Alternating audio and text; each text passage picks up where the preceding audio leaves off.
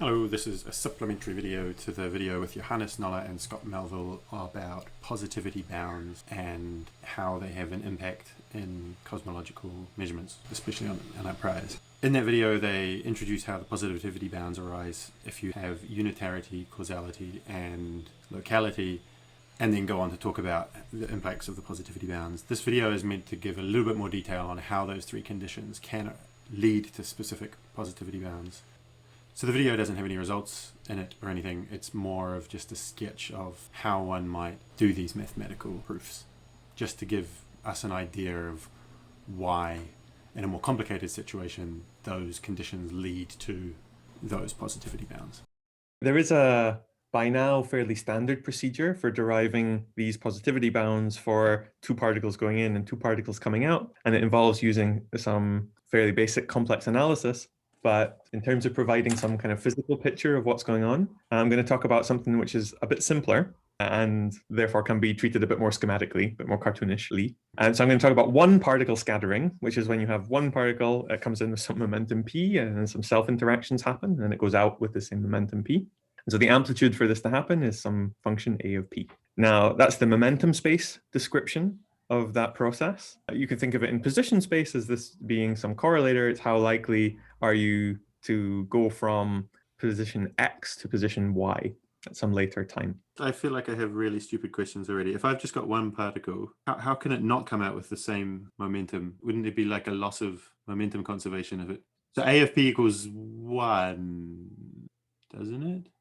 Okay. Oh, so A of P is telling you how likely is it to come out as a single particle. Ah, okay. Yeah, sorry. So there's some probability that this thing goes in and then it like splits into some shower of other particles. So this is like you go in as one and you come out as one. Now, so the reason that I'm talking about this observable here and gesturing towards what looks like in position space is that I want to connect in this top row here to causality.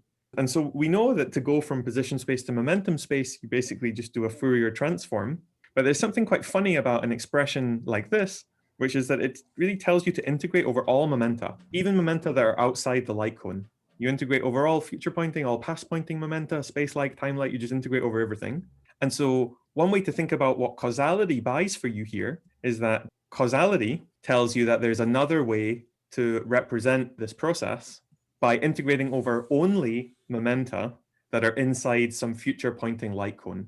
Okay, so causality tells you that there must be some other way to represent this correlator as an integral over some momenta q, and these two step functions are just mathematically telling you that q is future pointing and that q is inside the light cone.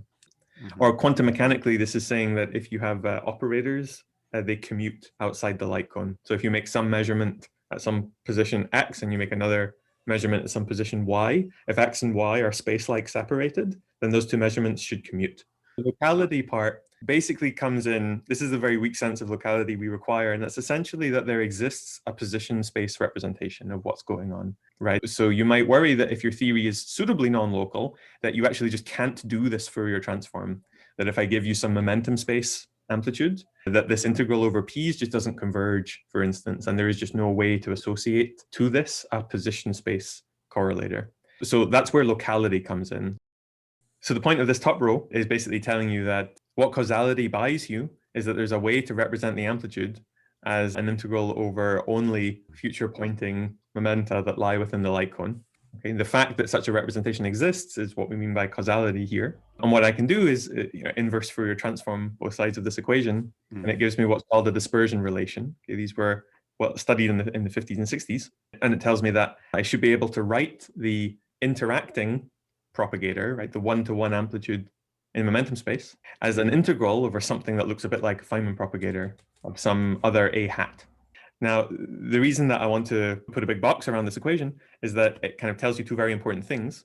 The first very important thing is that this is a relation between, say, an IR quantity. I could imagine making p very small. So I'm thinking of a particle propagating with very low momentum. And this really relates it to some integral up to arbitrarily high q squared of this a hat q. So it's really some relation that links the UV, the deep UV of the theory to something I could probe in the IR. And then the second thing is just a simple mathematical point that you could ask, well, what is a hat in terms of a? If I just invert this relation, And if you put in the I epsilons and things and invert this relation, you learn that A hat is just the imaginary part of A. So not only is it a UVIR relation, but it's saying that you can determine the amplitude if you know its imaginary part at all energies. That's what causality really buys for you, right? It's setting up this link between the small scale physics and the large scale physics. Now, for unitarity, I'm actually going to just abridge the unitarity box.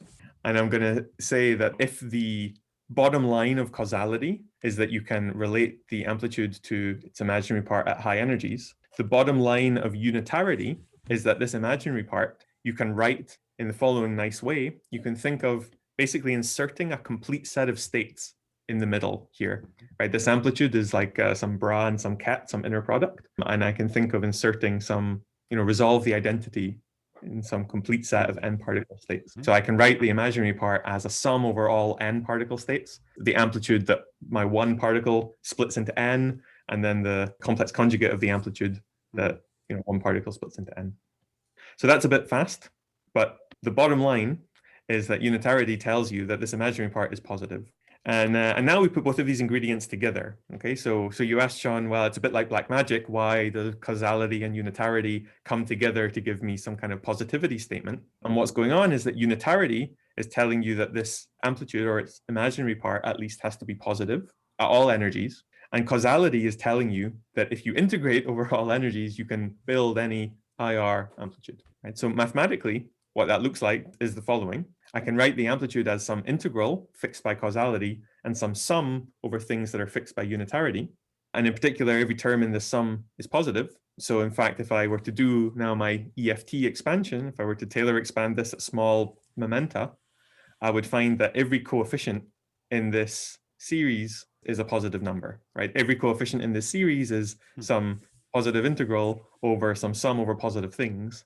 And this is the essence of these kinds of arguments, right? You're saying nothing about what these interactions actually are. So we don't know what the 1 to n scattering amplitude is in this theory, right? All we're demanding is that it's unitary, which means that I can always, insert a complete set of states and I can write the imaginary part of an amplitude as this positive sum. And we're also demanding that it's causal in the sense that I can represent any momentum space process as an integral over only the future pointing time-like ones. And then those two things, those two ingredients come together and establish that these EFT coefficients are positive. So that's the nutshell kind of argument for why your EFT coefficients may have to be sign definite as a result of unitarity and causality.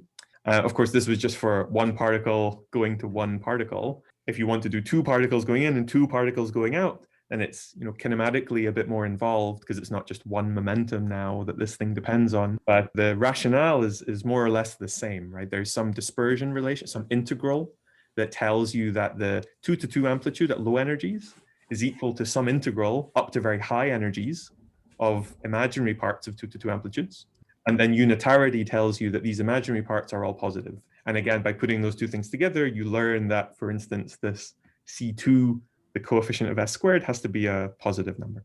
I see with this one particle one, literally all of the coefficients are positive. Is it only some subset of them with more complicated interactions? Or for the two particle case, what happens is the amplitude is a function of the Mandelstam variables. So now I'm just going to say something which is technical, and either you'll remember what the Mandelstam variables S and T are, or you won't. If you don't worry, just forget what I'm about to say.